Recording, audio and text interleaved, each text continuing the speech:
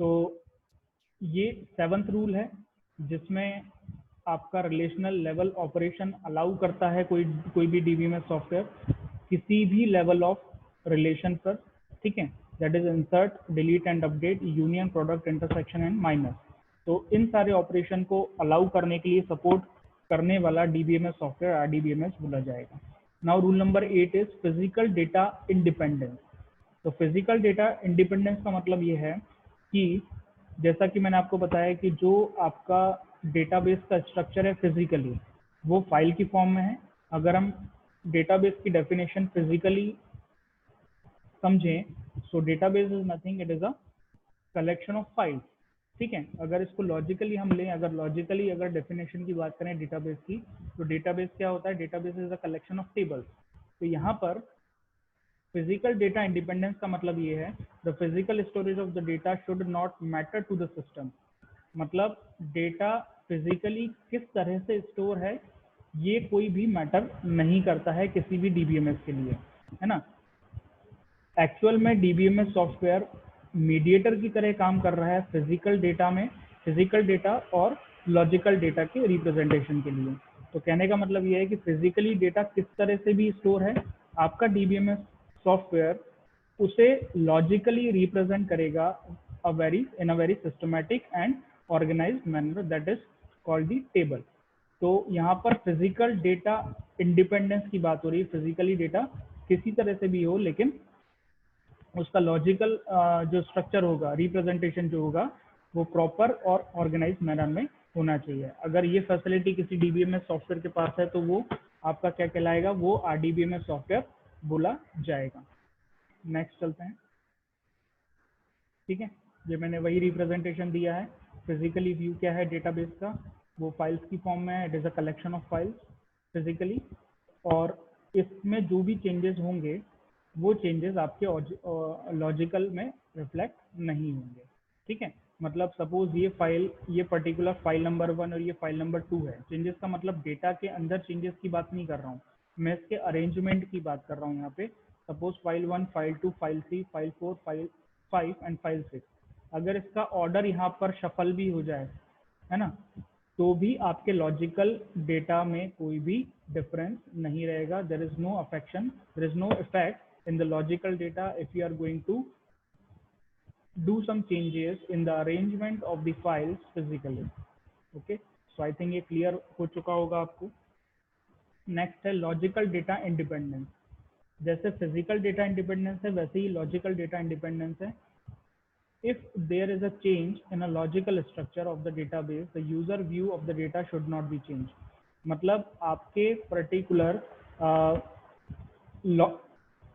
Logical structure में, मतलब table के स्ट्रक्चर में अगर कुछ चेंजेस होते हैं तो वो चेंजेस पर्टिकुलर डेटा के व्यू पर, मतलब यूजर के व्यू पर कोई भी इफेक्ट नहीं डालेंगे। जैसे अगर मेरे पास एक टेबल है, एक एग्जांपल लें, सपोज उसमें 5 कॉलम है, roll number, name, address, course and phone number, ठीक है।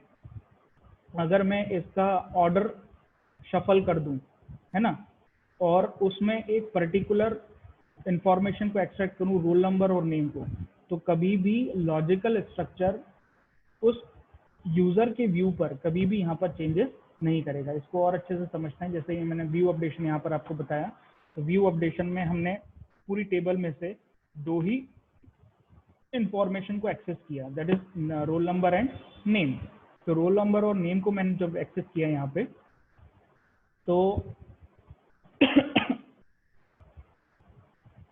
केवल और केवल इन 4 कॉलम में से 2 ही कॉलम की इंफॉर्मेशन एज अ वर्चुअली आपको रिप्रेजेंट की गई, यूजर को रिप्रेजेंट की गई, ठीक है।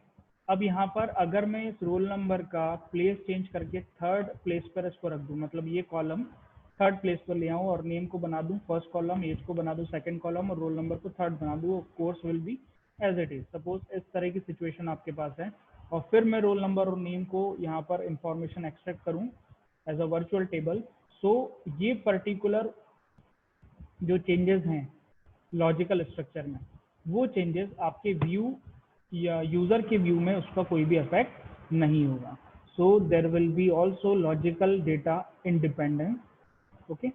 यहाँ पर मैंने एक एग्जांपल भी लिया है, एक स्प्लिट का एग्जांपल भी दिया हुआ है कि अगर आप टेबल को स्प्लिट भी करते हैं, एग्जांपल के तौर पे यहाँ पे है, if a table is split in 2 tables, a new view should give the result as the join of the 2 tables. This rule is most difficult to satisfy.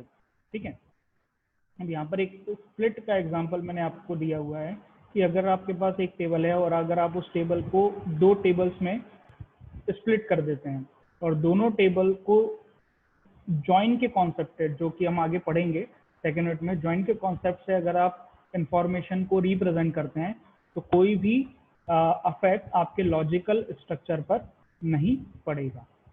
ठीक है, तो इस तरह से लॉजिकल डेटा इंडिपेंडेंस भी सपोर्ट करता है और इस तरह के फैसिलिटी को जो सपोर्ट करेगा वो आरडीबीएमएस बोला जाएगा।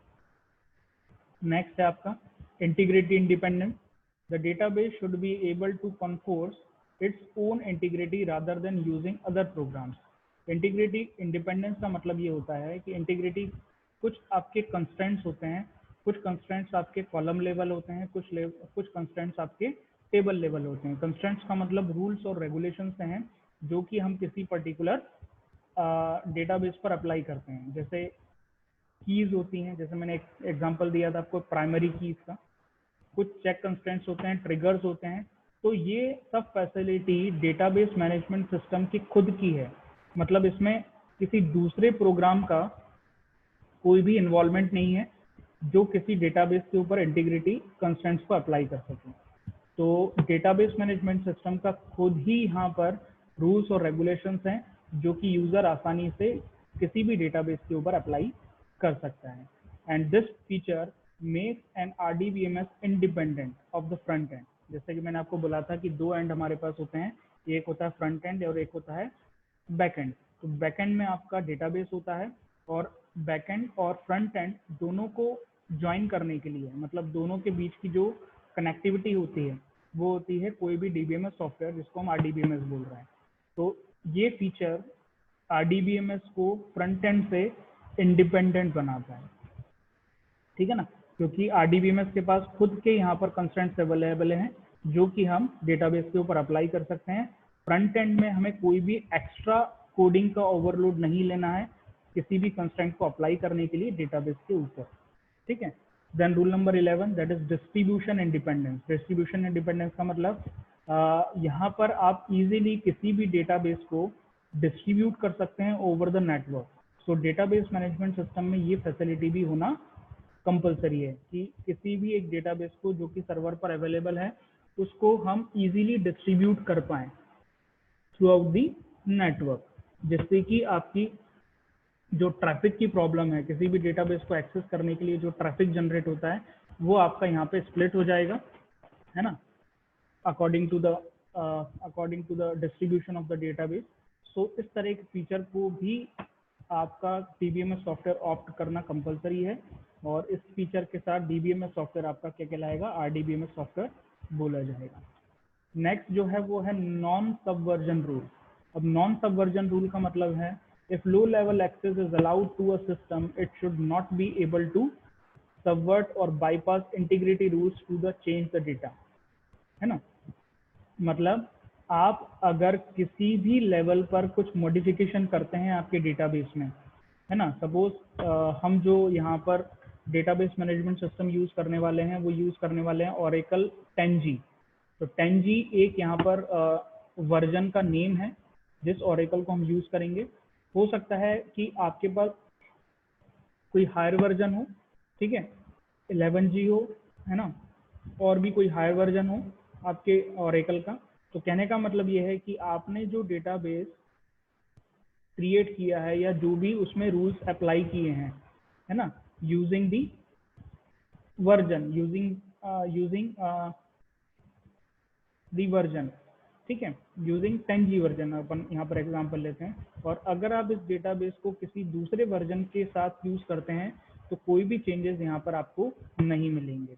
ओके, तो यहाँ पर ये नॉन सबवर्जन रूल भी बहुत इंपॉर्टेंट है, जिससे आपको एनक्रिप्शन और डिक्रिप्शन में भी यहाँ पर इजीनेस रहेगी, जिससे कि आप इजीली डेटाबेस को यहाँ पर एनक्रिप्ट कर पाएंगे और डिक्रिप्ट कर पाएंगे। ठीक है, so it was the lecture number 6। I hope ये सारे रूल्स आपको क्लियर हो चुके होंगे। So in the next class we are going to start the ER diagram, that is very important topic, entity relationship diagram, जो कि RGB में definitely एक क्वेश्चन आपसे पूछा जाएगा। ठीक है।